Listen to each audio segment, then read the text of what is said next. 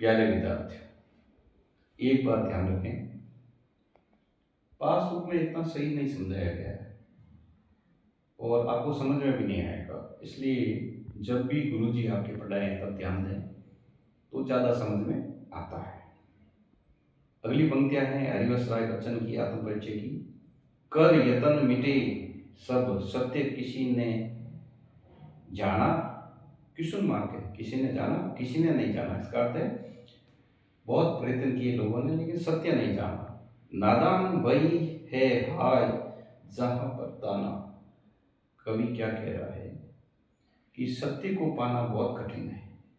बहुत से लोगों ने सत्य पाने का प्रयत्न किया लेकिन सत्य मिला नहीं, क्योंकि ज़्यादा ज्ञानी होने से सत्य नहीं मिलता, ज़्यादा लोभी होने से सत्य नहीं मिलता, ज़्यादा भौतिक वस्तुएं संचय करने से सत्य नहीं मिलता। सत्य तब मिलता है जब आप प्रेम की राह पर चलते हो। इसका अर्थ यह है। कवि अगली पंक्ति में कहता है, नादान वही है हाय जहां पर दाना। अर्थात जो संसार के लोग भौतिकवादी वस्तुओं के पीछे भाग रहे हैं, अर्थात लोभ के पीछे भाग रहे हैं, लालच के पीछे भाग रहे हैं और स्वार्थी हो रहे हैं, उनको नादान कहा है। क्यों नादान कहा है? ऐसे लोग सत्य कभी नहीं पा सकते, वो सत्य से दूर होते जा रहे हैं।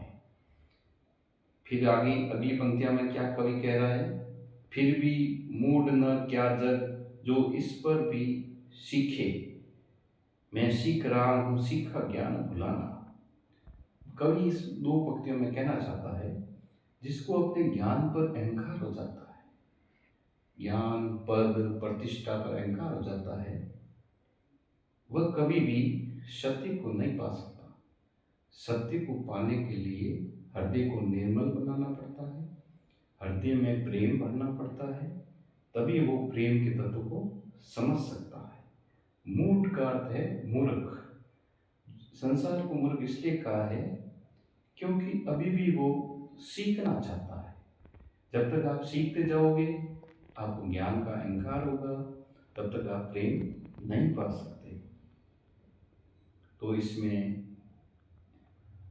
विशेष तौर से आपको ध्यान रखना है, कवि ने संसार को मूढ़ क्यों कहा है। मूढ़ क्यों कहा है ये आप बोर्ड में आने वाला है, मैं भी बता रहा हूँ, ये प्रश्न आएगा, कवि ने संसार को मूढ़ क्यों कहा है।